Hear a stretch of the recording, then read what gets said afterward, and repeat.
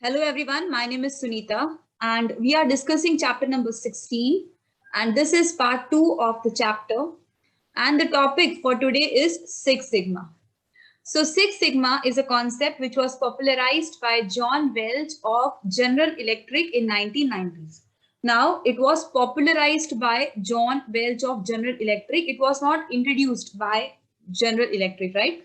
Six Sigma concept was developed by Motorola in 1980s and it was made popular by General Electric person John Welch in 1990s. Please remember who introduced this concept and who popularized these concepts. Now, this is again a Japanese philosophy. We know that Japanese products are known for the defect-free or the perfect product they manufacture. Six Sigma is a statistical method which talks about reducing the defects in the product to minimal. Herein we talk about reducing the manufacturing defects to no more than 3.5 per million. So 1 million products you manufacture. If you manufacture 1 million product, your defects should be only 3.4. That means it's very less number of defects. It is because, if your product is defective, definitely it would not be called as a qualitative product. And if you sell those defective product to your customer will not be satisfied. They may file complaint against your product. They may switch to your competitor's product, reducing your profits and sales. And again, if you manufacture defective product, you again have to rework on those products. You will again have to remove those defects and put extra efforts and cost while removing those defects. This definitely adds to cost, or at times the defects are such that cannot be removed also. So all those products then become scrap. So ultimately this increases your cost, your time, and it reduces customer satisfaction. So Six Sigma says that defects should be reduced to minimum, and the aim of Six Sigma is to reduce the defects to 3.4 per million. Please remember this figure, 3.4 per million is the target. So it is said that Six Sigma is a disciplined, statistical based and data driven quality program. So you want to improve the quality of your product, and when you use Six Sigma, your organization has to be very disciplined, because Six Sigma carries with itself a proper methodology, and in a very disciplined manner you have to implement that methodology. There should be no deviation. It is statistically based because we use various statistical methods to calculate the defects. We use statistical methods to take important decisions and to improve our existing process. It is data driven, where all the decisions are taken on the basis of data.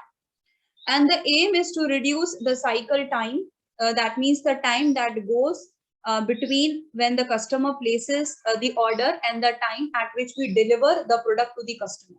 The time in between is to be reduced. The time from order to delivery is to be reduced to minimum, and that can be reduced only when you produce the right product in the first time itself without any defects. So that is your aim. You want to improve your quality. And because this concept has been very popular, this concept is now used by the organization across the globe. Now, Six Sigma is, characterized in different forms. Six Sigma is considered as a business strategy.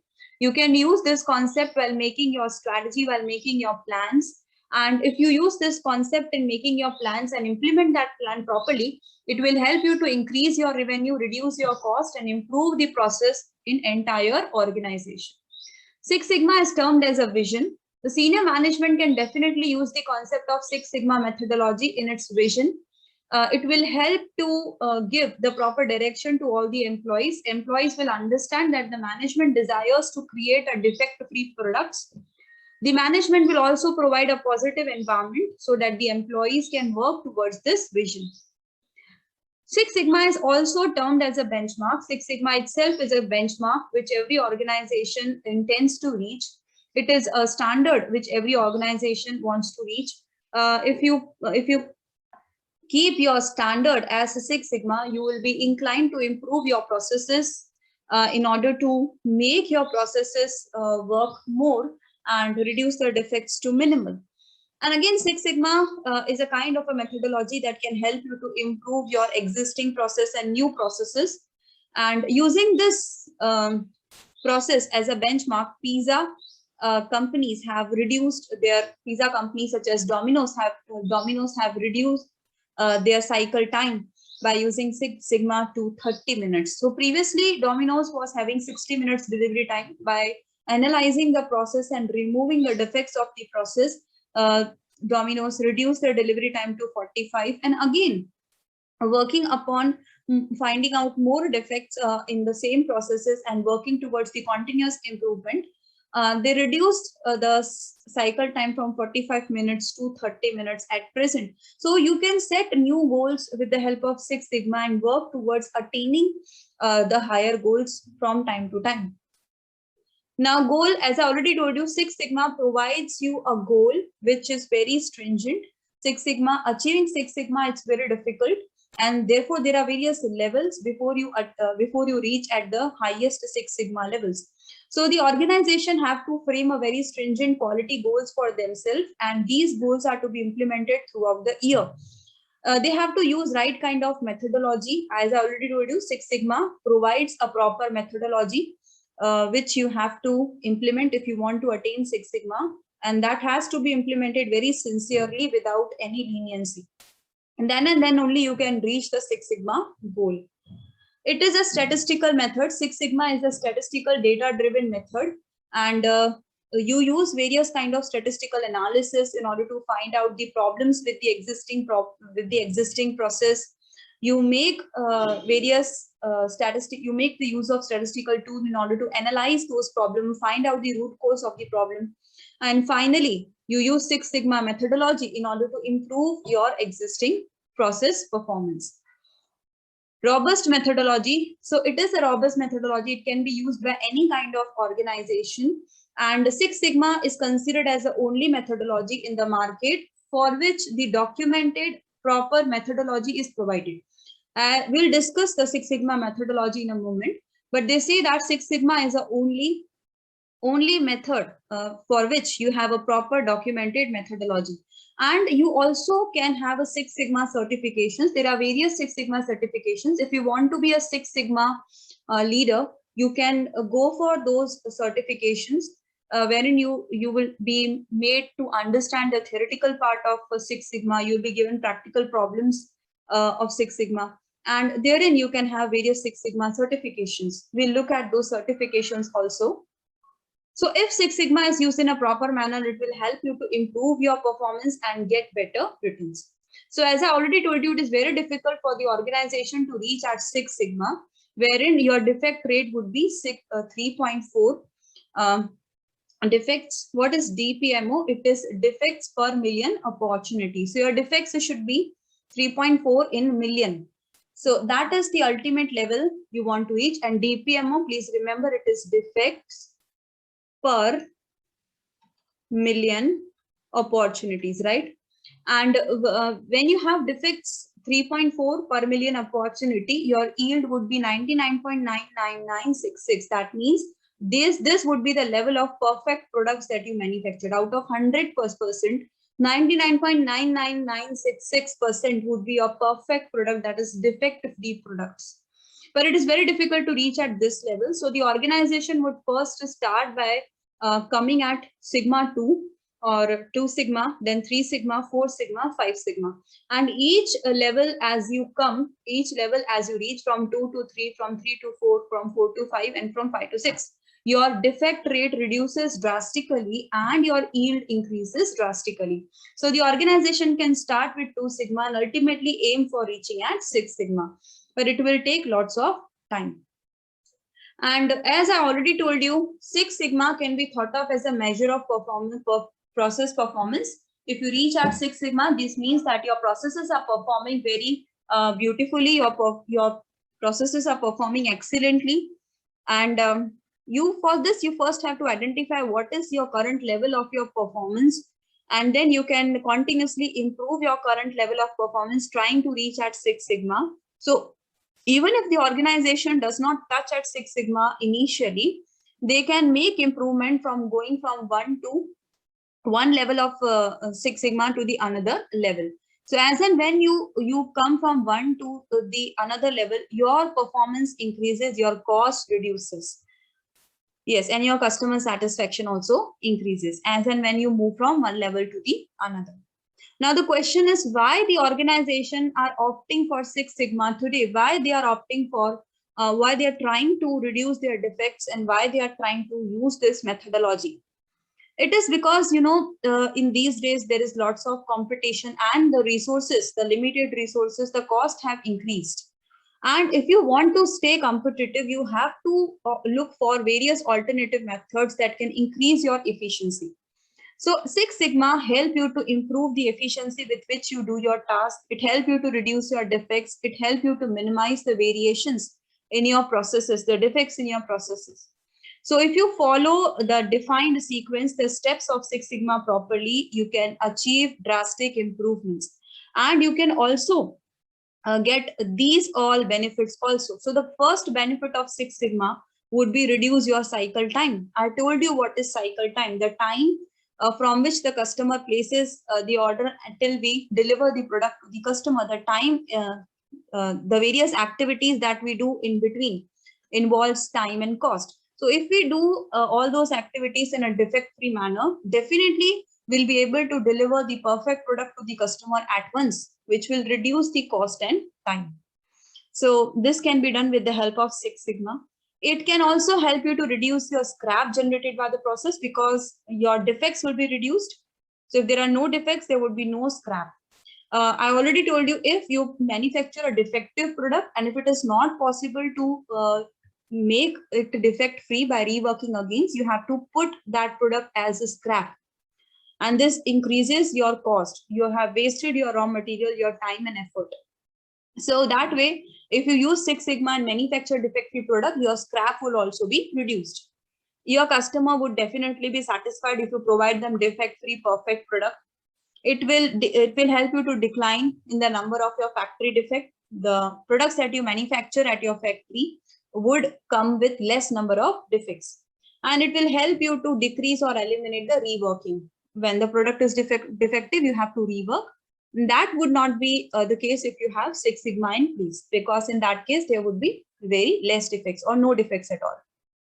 So the scope of Six Sigma these days is not only limited to manufacturing industry, though previously it was used only for manufacturing industry. But these days, the tools and techniques of Six Sigma are used to improve all kinds of business processes in all kinds of industries. You can use the process of Six Sigma in your routine business operations, your customer services process, and the other business processes. If you want to improve, you reduce your defects and increase customer satisfaction, you can use Six Sigma. Now, how does Six Sigma work? What is the methodology of implementing Six Sigma? So Six Sigma projects, they start with identifying your current state as to at what level the business is operating as present, what are the level of defects at present, and ultimately the Six Sigma aims at enhancing your performance and reducing the defects. And this is done by developing the new process or a statistically improved process with the help of statistical tool. So we use various statistical tool in order to remove the defects of our existing process and design the new process. So we have two methodologies that we use in Six Sigma. The first methodology is considered as DIMAC, which is used for the existing process. We have two methodologies of Six Sigma. One is used for the existing process, which is known as DIMAC, and the other is used for the companies which don't have process at all, or if you are manufacturing a completely new product for which there is no existing process. So you can use the second methodology, which is considered as IDOV, IDOV. So for new product, we have IDOV, and for existing process, we have DIMAC. Please remember these two things. For existing process, we have DIMAC, and for new products, we have IDOV. So what is DIMAC, which is used for existing process? So if you find that your existing process are not working well, with the existing process, you are getting lots of defects, you can improve your existing process by using Six Sigma DIMAC methodology. Now, DIMAC is an acronym which stands for Define, Measure, Analyze, Improve, and Control. Basically, these are 5 steps which can help you to improve your existing process. So the first step is define. In the defined state, you find out the problem.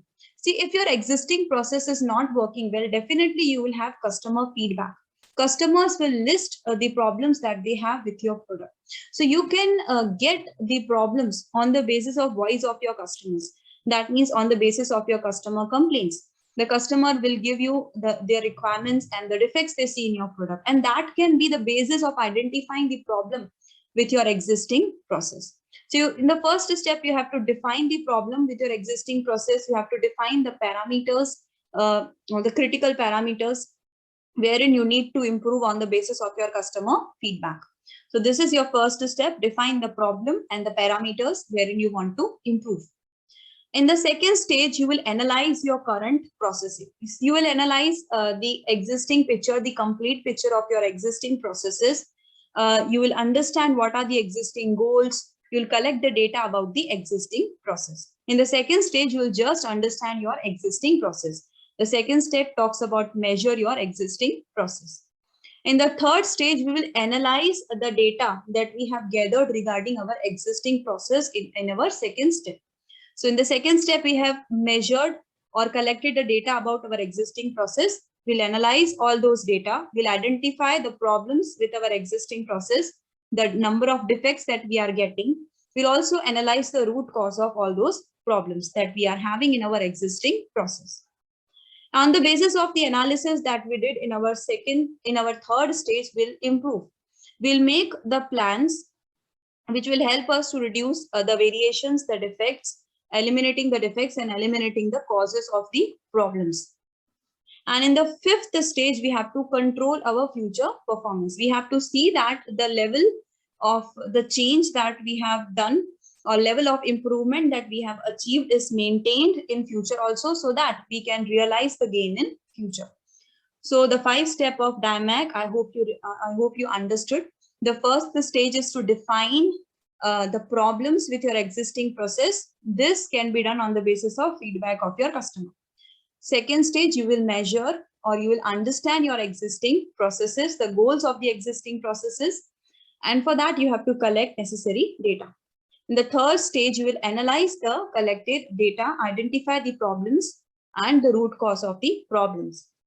You will improve in order to eliminate all those problems, remove the defects of the existing process. In the control stage, you will ensure that the improvement that you have done at present is sustained in the longer duration, so that you can have gains in future. And again, we have IDOF. IDOF is the Six Sigma design for the new process or a new product for which we don't have process at present. So when you are coming up with a new product for which you have no process in existence and you want to design the process for that new product, you will definitely aim to design a kind of a process which will lead to Six Sigma level from very start. So if you want to design a Six Sigma process for your new product, you can use IDOF. In IDOF, we have 4 stages, which is considered as I means identify, D is design, O is optimize, and V is validate. IDOF stands for identify, define, optimize, and validate.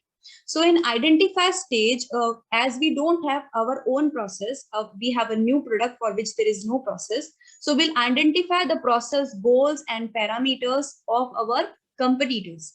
We'll see what are the processes that the competitors are following for the product that we intend to manufacture. So our competitors may already be manufacturing that kind of products. So we'll look at what are their processes that they are using to manufacture that product, what are the parameters of that process, what are the goals of that process, what are the customer feedback on the competitors' product and process. So we'll identify all this on the basis of doing competitors analysis. We'll analyze competitors' processes, customers' feedback on the competitors' processes. In the second stage, design. In the second stage is design, which involves enumeration of potential solution and selection of the best. Now, in the second stage, we'll design our own process. This design is done on the basis of analysis of various processes, various systems, on the basis of an identification that we did in our first stage. In the first stage, we identified our competitor's process. So in the second stage, on the basis of that identification, we'll select the best for ourselves. We'll design the process of ourselves on the basis of our own requirement. So we may have number of alternatives which we can use as our process, and we'll select the best out of all those alternatives. In the third stage, we'll optimize the performance by using advanced statistical modeling and simulation technique and design refinement. See, we have designed our process in the second stage, but that design is just a preliminary design, and we need to optimize that design by doing certain other tests. So the design that we have selected in the second stage needs to be optimized with the help of various statistical modeling. We'll use simulation techniques in order to see. Simulation techniques are nothing but the computer techniques that we use in order to see the impact of the selected process on our performance. So we'll use various kind of modeling techniques in order to refine the design that we have selected. We want the best design for us, and so we'll use various techniques to test the design that we have selected in stage number 2. And if there are any defects, we'll refine that process. And finally, after all those refinement, we'll validate the design that we think will work and help us to reach our process goals. We'll finally validate, we'll finally approve the design which will help us to reach our process goals. So I hope you understand that IDOE is a methodology which is used for designing the process for the completely new product. So the first step is to identify the processes, the parameters, the feedback of the customer of the competitor's product.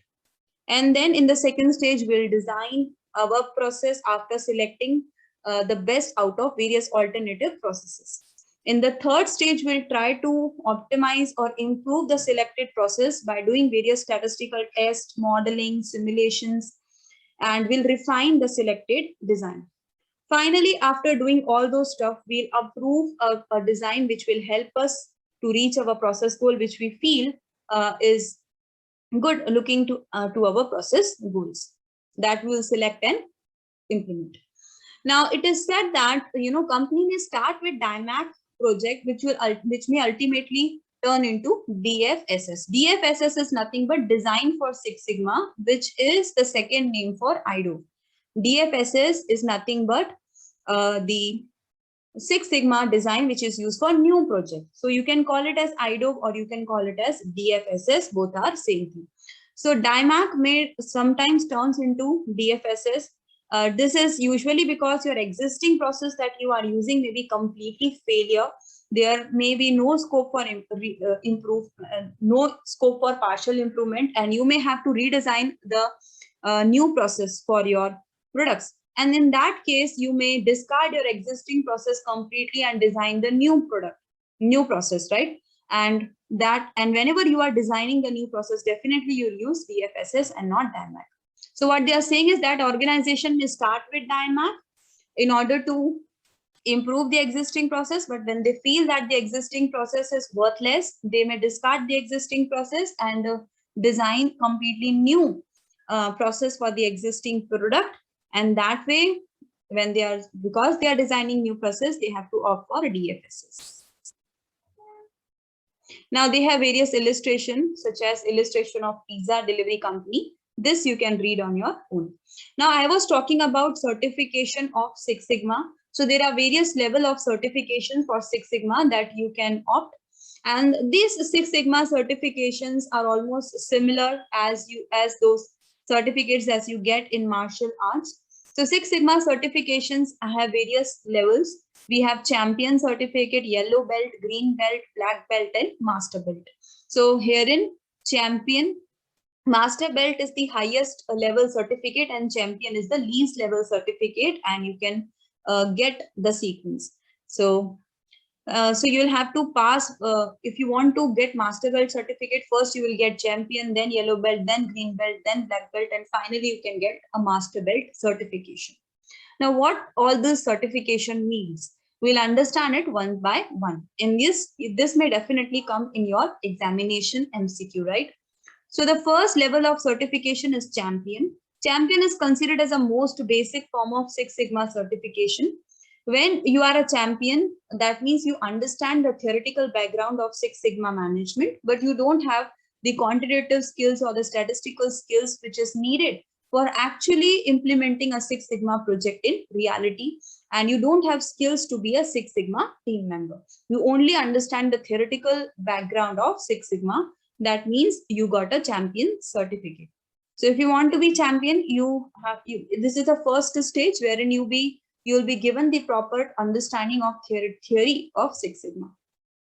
The second level is yellow belt. Now, yellow belt is considered as an individual who have passed the green belt certification. So you have opted for green belt certification and you have passed the certificate, but still you haven't done any Six Sigma project in reality. So for the time being, you are called as yellow belt holder. So you have given green belt examination, you have passed those examination, but still you don't have any practical experience of handling Six Sigma project. So for the time being, you will be called as a yellow belt holder. So yellow belt person will definitely have a proper understanding about what Six Sigma is. You'll have the theoretical understanding about the statistical tool, various methodologies such as dynamic methodology, but still you haven't implemented any practical project. So I hope you understand the difference between champion and yellow belt. In champion, you only have the theoretical background of Six Sigma. You don't have any understanding about qualitative skills, various methodologies, and statistical tool. In yellow belt, you have understanding about Six Sigma theory. You also understand various quantitative tools, that is statistical tool and methodology. But the only thing is that you haven't implemented any Six Sigma project in reality. And green belt is one step ahead yellow belt. So you become a green belt holder when you have work on the project of Six Sigma. You can work on the project either as a part-time team member in case of complex project, or you can work as a project leader in case of simple project. That means you have to work on some projects. If it is a complex project, you can work as a team member. And if it is a simple member, if it is a simple project, you can work as a project leader also. So basically, if you have practical experience of handling certain Six Sigma project, you can become a green belt holder. Green belt holders are therefore known as workhorses because they have worked on some Six Sigma projects. Green belt receive practical training on Six Sigma methodology. You have practically implemented a dynamic methodology, statistical tool. You know how to collect the data. You have analyzed the collected data. So in most of the mature Six Sigma organization, managers are green belt holder. Now we talk about black belt, which is the highest level of training in statistical tools of Six Sigma. So if you are a black belt holder, you will be thoroughly trained in using statistical tools, which will help in implementing Six Sigma properly. Now, black belts develop Six Sigma project implementation. So if you are black belt holder, you will have the ability to plan the project of Six Sigma implementation. You will have the complete understanding about how to plan a project of Six Sigma. You have the responsibility to create project plans. You have the responsibility to lead various functional teams under you. You have the responsibility to direct the team members, including the green and yellow belt holders. So green and yellow belt holders will be working under black belt holders. Black belt holders are therefore considered as trainers of the other team members. They have the proper understanding about Six Sigma tools and techniques. So they train the other team members on the various tools such as control charts, histogram, root cause analysis. So these are various statistical techniques which are used for Six Sigma, and black belt holder is having the thorough understanding about all these statistical tools, and so he trains the yellow and green belt holders in the statistical tools. Now, last and the most important level is master black belt. So master black belt holders, these are classically trained in the statistical tool. They again have the thorough understanding about the statistical tool, the Six Sigma methodology, and the management process. They have the great experience in the Six Sigma projects. They act as mentors for black belts holder. They direct the black belt holders. So they are superior to the black belt holders because of their vast experience. And they also solve the various problems which black belt holders have when they are implementing or planning Six Sigma problems. So whenever black belt holders come across different problems in planning or implementing Six Sigma projects, they can come to master belt holders, because they have that kind of experience, which will, with the help of which they can guide the other belt holders in solving the problems. So we'll just quickly revise their names once again. Champion only have the theoretical understanding about Six Sigma management, nothing else. They have no understanding about what quantitative tools or statistical tools are used for Six Sigma. Yellow belt holders, they have passed green belt examination, but they again have only theoretical understanding about Six Sigma management. They also have theoretical understanding about the statistical tools and methodologies. Green belt holders have actually been part of Six Sigma projects. They have been the team member of complex Six Sigma projects, leader of simple projects, and they are regarded as workhorse. Black belt holders have the thorough understanding about the statistical tools. They act as the mentors for green and yellow belt holders. They are given the responsibility for planning and implementing the Six Sigma projects. Master black belt are the highest belt holders. They are classically trained in the various statistical tools, methodology, and processes. They act as mentor and problem solver for black belt holders. Then they have given the case of Six Sigma as used in Ford Motor Company, and this you can read on your own. And then we have the comparison chart between business process re-engineering and Six Sigma. So what is the difference between re-engineering and Six Sigma?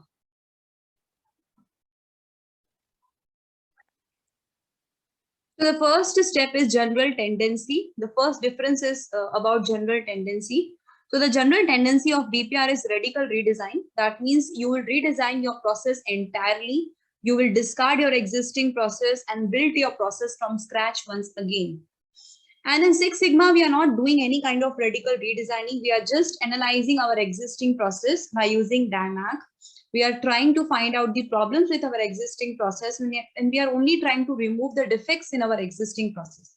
We are upgrading our existing process, but we are not redesigning it completely. We are just adjusting our existing process in a way that will help us to remove our defects.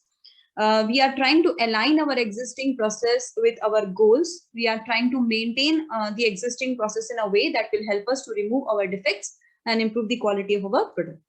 So we will maintain our existing process only, but only what we are doing is removing the defects or problems of the existing process. What are the business drivers that have forced BPR? BPR is a result of recession and changing markets need. So in certain markets, recession is very common, and during recession, definitely the businesses incur lots of losses. And so it is important that your process is very flexible and adjustable to the changing market conditions and needs. And that's why you are redesigning your process from scratch so that your process becomes flexible and adjustable. And for your Six Sigma, the reason is service bundling and internet. So because of internet, the customers have been very demanding. If you are not able to provide the product, good product to your customer, defect-free product to your customer, definitely on a click, they can shift from your product to any other company's product, your competitor's product. So all this will definitely decline your margin and your market share. So you do not want to lose your customer, and that's why you need to focus on improving the quality and maintaining the customer satisfaction. And that's why you go for Six Sigma. The goal of BPR is to ensure streamlining. Streamlining is nothing but ensuring that all your processes that you follow in your organization are connected, and you remove all the redundant processes, non-value adding processes. Only those processes which adds value and increase customer satisfaction are kept. So your redesign process will consist of only those processes which are value adding, and all the processes will be connected with each other. And herein you only align your process with the goals, and your goal is defect-free product. So you try to adjust your existing processes with your goals of reaching Six Sigma.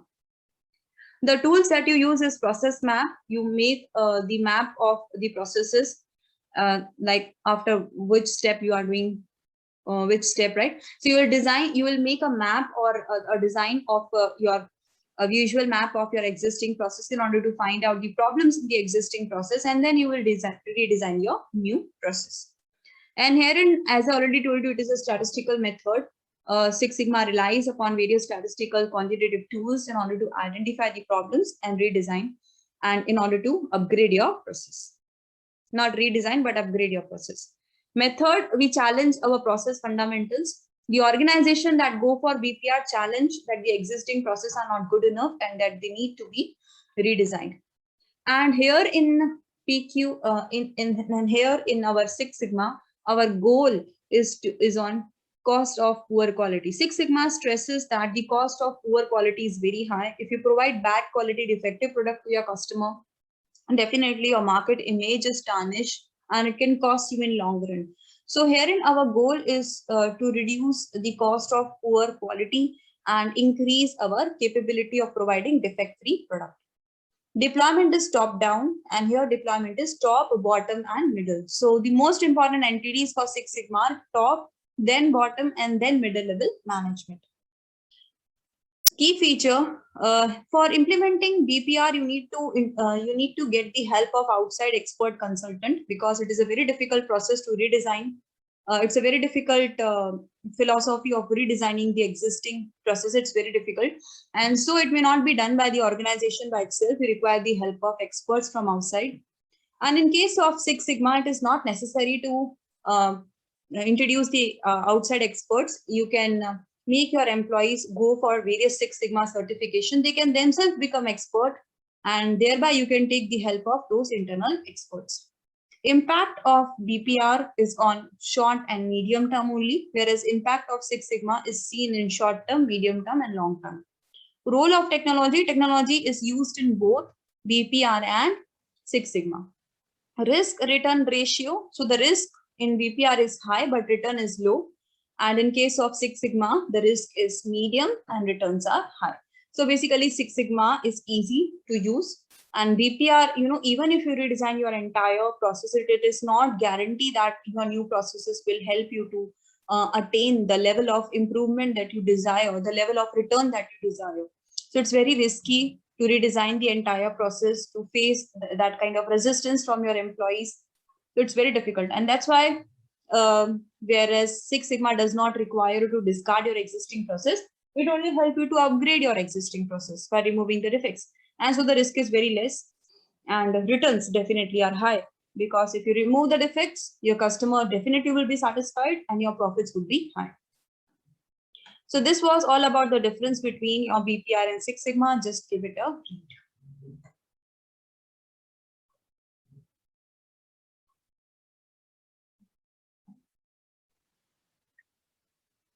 Now let us move at our next topic, which is enterprise resource planning. Enterprise resource planning, or ERP, is a kind of a modular software system which is designed to integrate the main functional areas of the organization business process into unified system. So this is a definition. But in order to understand the definition, we must understand the basic concept as to why ERP is introduced. See, we know that there are multiple departments that work in any organization, multiple functional departments. We have finance and accounting department, HR department, production department, material department, and many more. And these departments are actually interconnected. They do not work in isolation or independent manner. They impact each other, and they want the information from each other in order to take important decisions. So we can take an example. We may know that in any organization, the production department could not start producing the product until and unless they contact the sales and marketing team to assess what is the current situation of demand in the market. Similarly, purchase department cannot start purchasing the raw material before contacting the production department to know the production level that they are planning for the period. Purchase department cannot start purchasing, and production department cannot start producing before they contact finance department and assess whether there are enough funds in the whether there are enough funds in the company or not. Similarly, accounts department have to contact each and every department to assess what kind of transaction have been done by them in order to make proper entries in books of accounts. So these departments share information and they have to work in coordination. And that information sharing becomes a complex task if every time you have to contact and call the departmental manager and get the information. It will take delays if the department manager is not available, or if he has not updated the information. So lots of time and energy is wasted in order to get proper information. And here comes why ERP is introduced. So ERP is a kind of a modular software. Now we'll first understand what is this module. Now ERP modules are that kind of software which works to satisfy the specific demand of each and every function. So we'll have a specific module for finance department, specific module for HR department. This module or a software will provide the data and the processes which is needed for working of a specific department. So all kinds of applications, processes which is needed for smooth working of finance department will be available in finance module, and same goes with the other modules, right? Now all these modules are connected with the ERP system. So whenever the finance department manager or any employee uses the finance module and writes any information, that information is captured by the system. So similarly, ERP system, because it is connected with different modules, it captures the information from all the different modules and stores that information in a centralized database. Now, because ERP provides you the centralized database, information that is updated by each and every department is stored in a central system which can be accessed by any person. So if sales department updates in a sales module that the demand for the current period is 5,000, that information can be directly seen by production department. So production department now do not have to contact the sales department in order to get that information. So if production department now decides to manufacture 5,000 units, that information can be seen directly by the purchase department and other departments, and as it is, right? So this helps you to share the information on real-time basis. So this is what ERP system does. And there are various modules which are available. Organization can choose the core modules, the important modules according to their requirement of their particular business. Now, there are other software which are also known as standalone software, and we are comparing it with ERP software. So the difference between the standalone software, which is also known as best of breed solution. Standalone software are also known as best of breed solutions. And how it is different from your ERP? So the main difference between the two is that ERP provide you the common central database, which access or gets the information from variety of modules, as I already told you. And then this information can be used by any other department. So this means that the companies that use ERP are largely saved from making double entries, update information to each other. This is because, you know, everything is shared in a system. So this enables each and every department to get the accurate information and to work in proper collaboration with each other. And this kind of centralized database is only available with ERP software. It is not available with any kind of standalone or a specialized software. Now, ERP includes various options. You may use on-premises option, you may use cloud option, or you may use mix of both, which is known as hybrid option. So there are three options of ERP implementation: on-premises, cloud, and hybrid model. Now, on-premises model requires you to take license of the ERP software from any vendor. After paying the license fee, you can install that software on your own computers, and then you have to see the proper maintenance of the software, update of the software. And if any problem comes in ERP software, which you have installed on your own computers, you have to maintain the IT cell in your own company who will see what are the problems in the software and have to check and correct that. So if you use on-premises software, that means you will get the software, but the proper maintenance, updation of the software will be the responsibility of your own company only. Now, if you use cloud ERP software, in this case, you need not purchase ERP software by paying license. And you also need not install the software on your own computers. You can access this software by using the server. So you will take the server on rent from the vendor, and you will use the ERP software on the server itself. And you do not have to maintain that software by your own cost. You need not maintain any IT department for updation or maintenance of the software. So that is a difference between the on-premises and cloud ERP software. And there is mix of two. And this mix is known by, there are various options of the hybrid software as well. The three well-known option of hybrid version are IaaS, PaaS, and then SaaS. Now, IaaS is nothing but infrastructure as a service. PaaS is nothing but platform as a service, and SaaS is nothing but software as a service. So we have three different versions of hybrid option. You just have to remember the name. You do not have to go deep into what they are. But I hope you understood the difference between on-premises and cloud, right? In on-premises, that means you are installing the software in your own premises on your own computers, and therefore the maintenance, updation of the software becomes your responsibility. For that, you have to incur the additional cost of IT employees. But on cloud is not your responsibility, right? See, if you post any picture on your Facebook, that picture is stored on server of Facebook, right? You are not responsible for maintaining the server.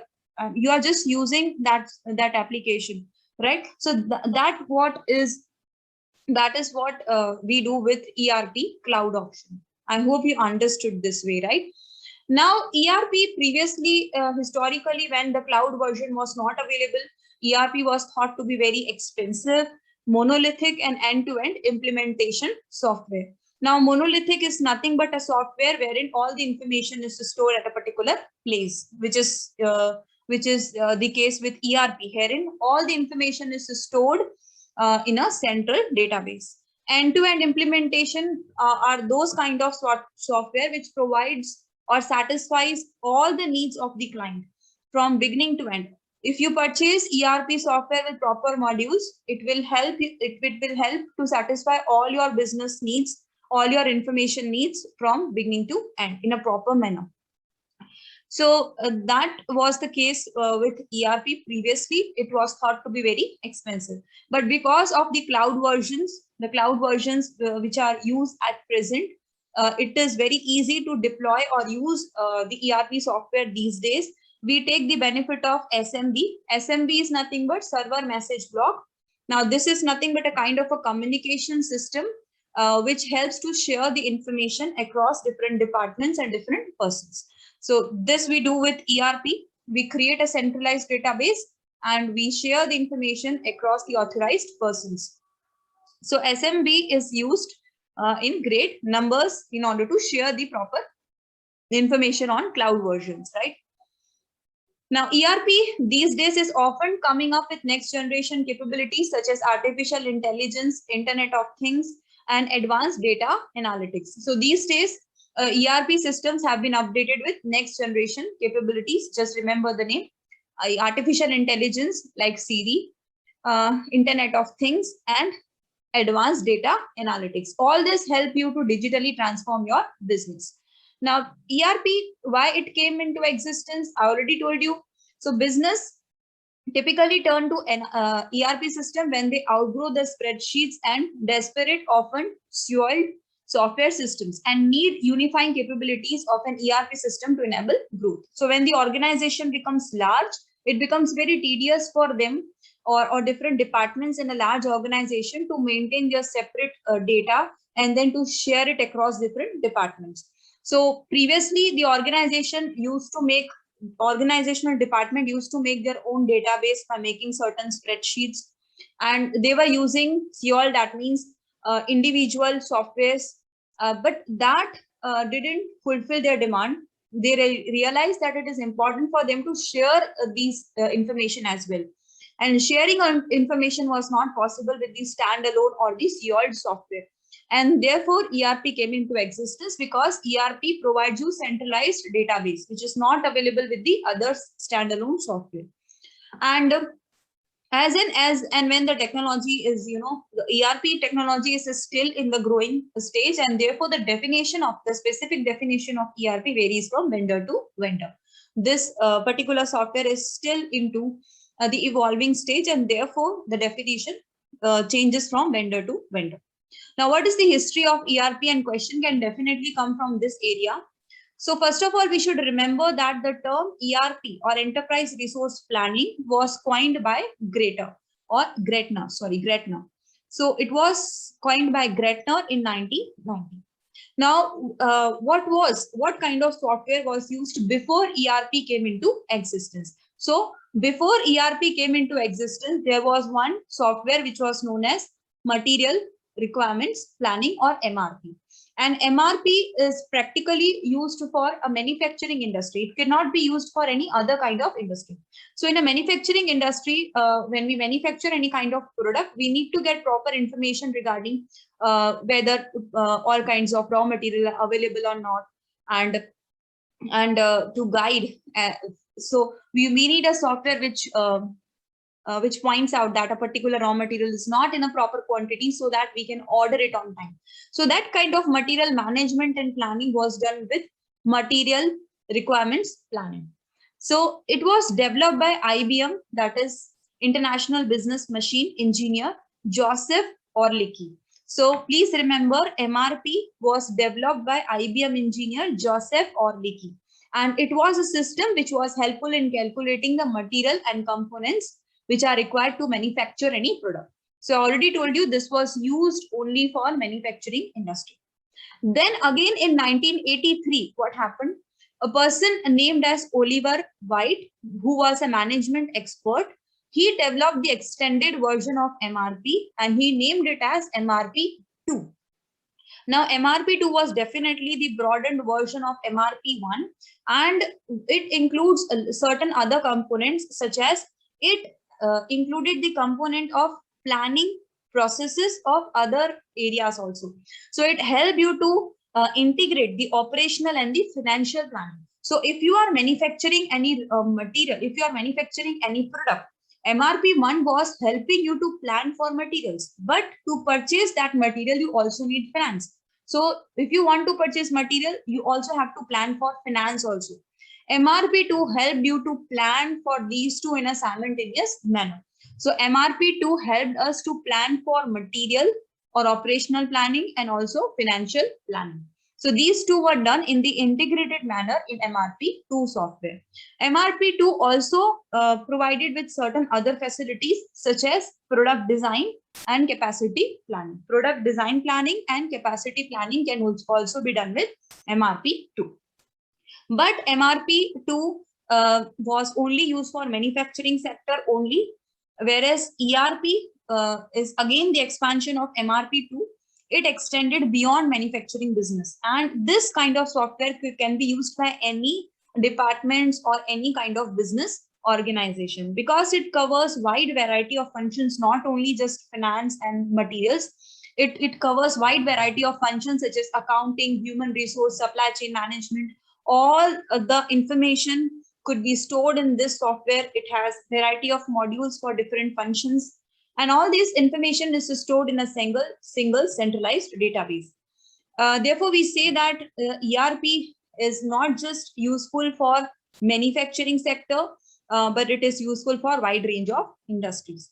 And today, ERP is providing us various latest business applications such as business intelligence and Salesforce automation and marketing automation. Now, Salesforce automation and marketing automation basically means that ERP software help you to automate those kind of activities of sales and marketing department which are done on the routine manner. So there are certain activities or things which are to be done by the sales department and marketing department on the routine manner, certain administrative activities. So these activities are automated by ERP software. So this is just like, you know, when you fill any form or when you fill any kind of information in a form. So once you have filled that, certain time you get the option of autofill. So autofill is nothing but automation of the task that you are doing again and again and again, right? So that kind of autofill is available for the tasks which are done by sales and marketing department. Now, how ERP works? So again, they are repeating the same thing. ERP is nothing but a centralized database. It provides you a centralized database which collects the information from different modules of different functional department. It stores them in the form of tables. So data is stored in a form of table. Proper tables are made. The information is just centrally stored in a sorted manner. The information is not just, you know, collected from different department and just thrown in a particular database. The information is properly sorted and stored in a database. So because clearly the information is stored from different departments such as sales, marketing and other departments, it can be quickly accessed by any department. They can see the desired information, analyze the desired information and take proper decision without wastage of time and effort. So instead of the employees in different department now managing their own spreadsheets and reports and then sharing with the help of reporting, ERP system help you to manage the information sharing with the help of centralized database system. So information, if it is updated in one module, so if the HR department update any information, he did not have to tell it to each and every department. That updated information can be seen by everyone, right? So if you update information in one module such as CRM, which is customer relationship management, if that particular department updates any information, HR, finance, all departments can see it with the help of centralized database. And therefore we say that appropriate information which is there in the centralized database is shared with the help with the other modules or other functional managers. Now, what is the importance of ERP? So basically it talks about the importance of ERP wherein you are using the cloud version.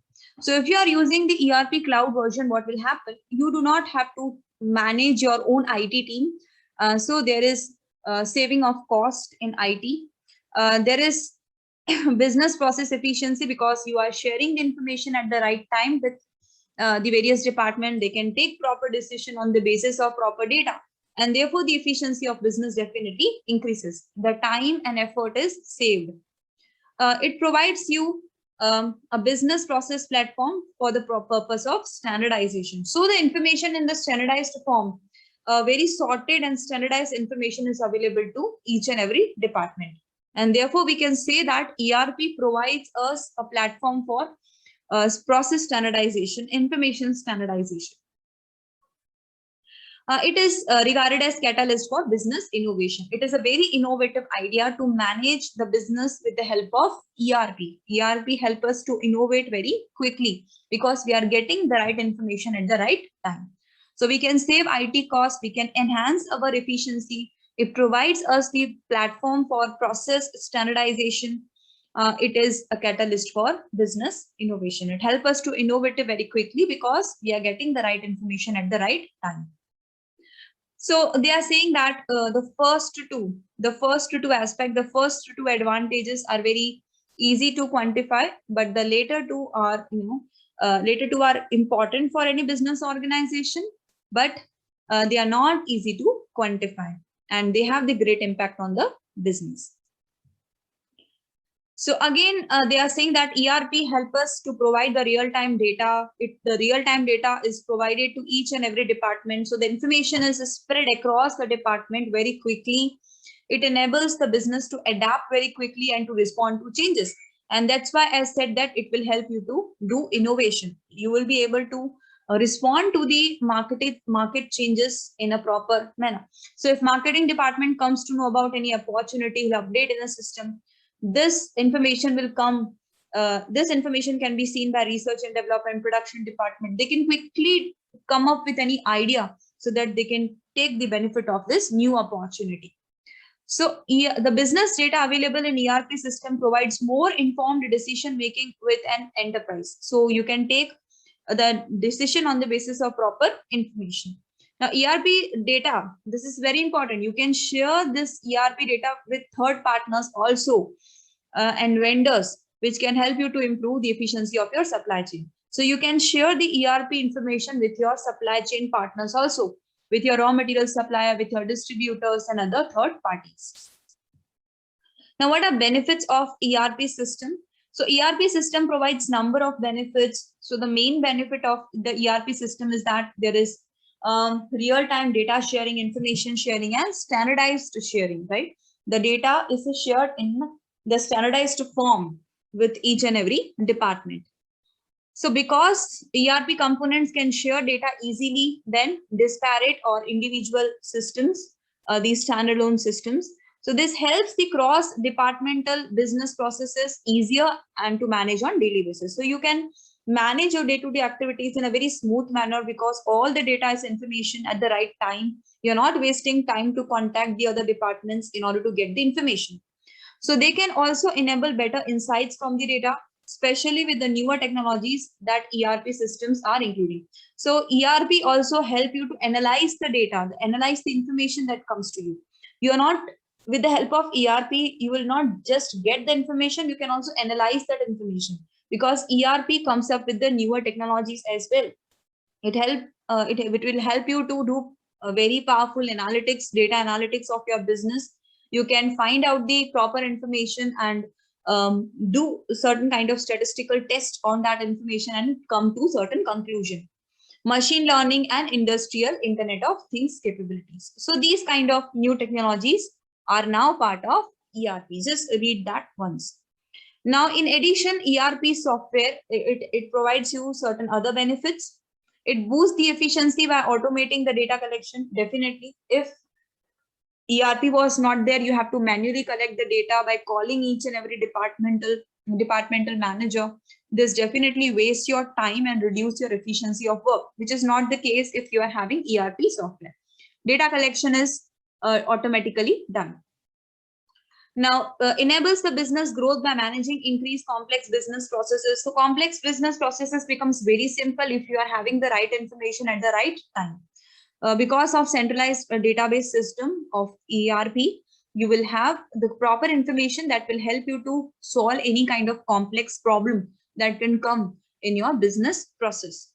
It helps to lower the risk by enabling the better compliance. So if any kind of compliance remains, the legal officer will have its own module. He can write that thing in his own module. So if you have a legal department, he will highlight that a certain kind of legal compliances still remains to done, and this will be updated in a centralized database.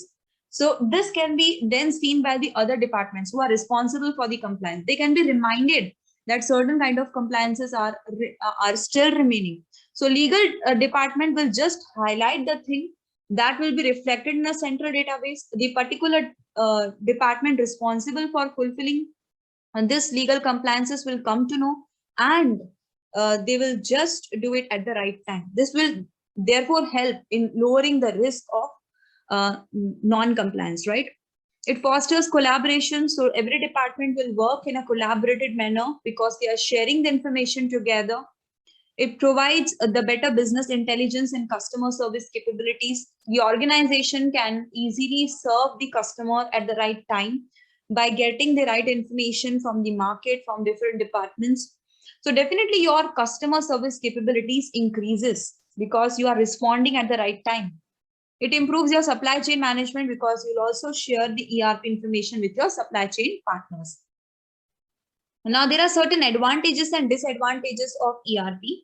Now, many consider ERP software to be requirement of business. So these days, many business organizations say that the business cannot work without ERP software because there are certain core functions such as finance, which requires proper information. The finance department cannot raise any amount of finance from the department, from the market, without having the proper knowledge about the requirement of finance in the organization. And therefore, They say that certain kind of department, they need right information, and therefore ERP software is must. And we also know that these days, in a large business organization which work at the global level, there is large or a sheer volume of data which the organization has, and to share this information with each and every department in a physical form or by doing it manually will definitely waste lots of time. And to manage that kind of demand, in order to manage your customer demands at the right time, it is needed that you streamline the process of sharing the information. Now, streamline is nothing but making the process simpler and easy to do. So ERP help you to make the process of information sharing very easy to do at less cost and less time. With the help of ERP, you can manage and optimize the data, which is critical for managing your business. So critical information can be shared by one department with all others, which will help other department to act on the right time and manage the organization in a better manner. Data today is a thing which can change the fate of any organization. So a right kind and quality of data is very important for any organization to take decision. Without that, there are chances that you will make bad decisions.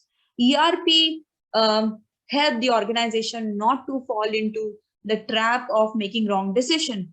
ERP help you to manage the data in a proper manner. So ERP software typically at the core of such capabilities. ERP provides you the capability to manage the data properly. There are certain advantages and disadvantages of implementing ERP in your organization. Now, the advantages is that it can save your money in long run by streamlining the process of sharing the information, and the process of taking decisions, doing analysis of the data. All those processes are very simplified. This will definitely help you to save the cost in long run. It provides us the uniform system that can lower the IT-related expenses and user and training cost. Now, the ERP system that you take on cloud basis is a ready-made system.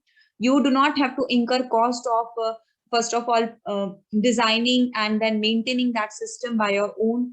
And therefore, the IT-related expenses are very less. You do not have to maintain your own IT team who is responsible for designing and maintaining the system. You do not have to train the different employees as to how to maintain and run the system. So very user friendly ready-made software is provided to you, and even if there are certain problems in the system, it is not you who are responsible for managing that. It's very it definitely lowers the cost of IT and the training cost. It enables greater visibility to the married areas of business such as inventory, which are critical for meeting the customer needs. So different functional departments are sharing the information in the database. Critical information can be noticed by every departmental manager at every level. So you will get a chance to find out the very critical information which is useful for your business, and which is also important to satisfy your customer needs. So every important information is visible to the right person who can use the information in a best manner. It enables better reporting and planning due to better data. So definitely you can, as we already told you, it lowers the chance of not reporting or non-compliance at the right time. By seeing the central database, you can come to know as to what are the things which are yet to be done, what are the things in which you are lacking. It will help you to fulfill all those, or to remove all those gaps and loopholes. It will help you to do better reporting and better planning. It offers better compliance and security, data security, along with improved data backup, ability to control, and user rights. So when you take this software on rent or on cloud basis, the data is the data that you store on cloud or on premises is very secured with the help of password and encryption. So there is no problem of data security. And even if the data is lost, even if the data on your computer is lost because of crash of hard disk or somewhat, it is still there on the server. It is still there on the server cloud, which we say. And therefore, there is proper data backup. You have the capability to control the data from anywhere. See, if the information is stored in a server, it is stored on a cloud, definitely you can access it from anywhere. You might be using Google Docs, Dropbox. All these are nothing but the example of server, right? A cloud, and which is not the real cloud. It is not the real cloud, right? We are not talking about that. Cloud is nothing but a group of, we can say, a group of computers which are joined together for sharing information. That's it. So if you have stored any information on cloud, if you have shared any information on your email, on your Facebook account, you can access it from anywhere. So that is an ability. You can control your data from anywhere, right? So data is secured, there is backup available, and you can control your data from anywhere. There are certain disadvantages of ERP. It has high upfront cost. So if you are going for on-premise ERP software, you will have to pay heavy license fee initially, and this results in high upfront cost. It is difficult to implement. Certain organization feels it difficult to implement, whereas rest of the organization are very comfortable using it. Requires change management during and after implementation. Obviously, previously you were managing the data in a different manner. Maybe the information was stored in a physical documents, right? But after ERP will come into existence, the manner of working, the manner of writing information, sharing information will definitely change. Basic core ERP modules may be less sophisticated compared to the targeted standalone software. So there is always a comparison between a standalone software, which are specialized software, and the ERP module, which is a very generalized software, which can take the information from different functional department, integrate it.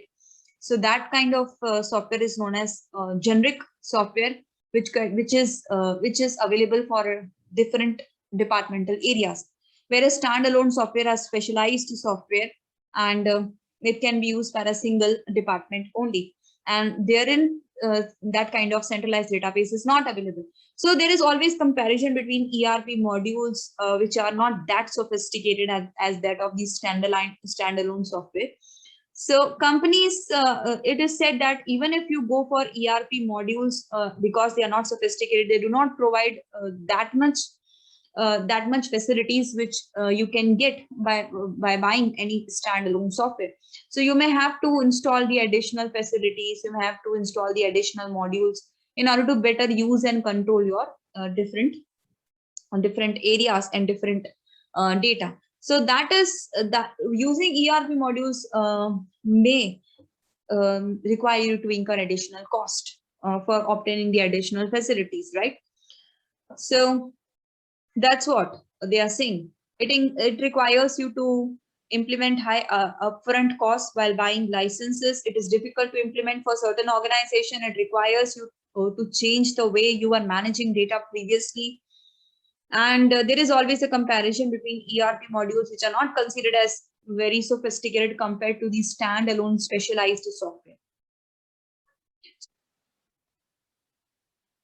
Now let us talk about our next topic, which is Industry 4.0. Now, Industry 4.0, or the fourth revolution of the industry, talks about digitization of manufacturing sector. So previously we have gone through three different phases of industrial revolution. In the first industrial revolution, we used the power of water or steam power in order to do various tasks, in order to operate certain small machines. All those tasks were automatized, which were previously done physically or manually. In the second revolution, we used the power of electricity. We used to do mass production of products, and that was possible because of harnessing the electricity power. In the third revolution, we talked about the use of computers. Computers came into existence, robotics. So that way, computers made a complete shift in the way the things were done before. And here in Industry 4th Revolution is basically the extended version of Industrial 3rd Revolution, wherein computers and latest technology would be used to digitize the manufacturing sector. All the things would be done now without any kind of human involvement. Human involvement will be reduced to zero. Machines would be made with embedded sensors. Machine would be able to talk to each other, communicate each other in a way humans do. Machines would be developed in a way that they are able to think like humans, which we call artificial intelligence. So all these technologies will now come into existence, which will drastically change the way the things are done at present, and therefore it is said that everything would be digitalized. All product components, manufacturing equipments, or cyber systems, the way we analyze, we collect the data, everything would be digitized, right? And this involves four clusters of disruptive technologies. Uh, Industry 4.0 will include these four technologies, which are known as disruptive technologies, because it will disrupt or it will completely change the way the things are done till now. Now, first, industrial fourth revolution talks about the importance of data. Data is very important to take any important decision, to take the benefit of opportunity to run your organization.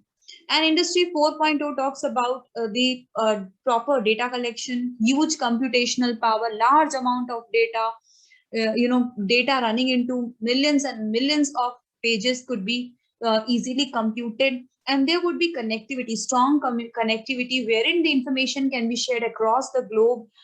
There would be wide area networks with a very less power and cost. You can share the information across. Then Industry 4.0 talks about the artificial intelligence and data analytics. Artificial intelligence, as I already told you, is a thing wherein we make computers learn how humans think. So machines would slowly and gradually replace the important important factors which humans used to handle, right? So this way we are making machine learn the way humans act. Third is about human machine interaction, wherein some amount of human interaction would be required in order to operate machine. This include touch interfaces, where we'll press certain buttons or touch give instruction to the machine to operate. This also include augmented reality. Augmented reality basically enhances enhances the reality. Basically, the real environmental view is enhanced with the help of computer generated graphics. So this is what augmented reality means. Then is digital to physical conversion, which includes robotics. So we see that in Amazon factory, robots are used to carry the material from one place to the another in warehouse. So robotics is basically a physical version which we can see and touch. Basically, it is computer, but we can see it in a physical form. 3D printing. Now 3D printing is a latest technology wherein we are seeing that it was in news recently that a complete 3D printed house wherein you can live was developed with the help of technology, and it is very less costly and eco-friendly. So that kind of technologies are now there. Without the use of any kind of cement or bricks, you are making a complete house with the help of technology. So that is what this Industry 4.0 talks about. Now, this will definitely change the way manufacturing companies are working, and companies at present are still now not able to figure out as to how they should respond to all these changes. Industry fourth revolution basically influences the mission, the way the processes are handled in the organization, the way you work will be completely changed. There would be complete digital transformation in an extensive manner. But it is said that these kind of transformation or industrial fourth revolution will come at the slower pace than the speed at which internet came and third revolution occurred. This fourth revolution will occur at slower pace because this all requires large amount of investment and there is long gestation period.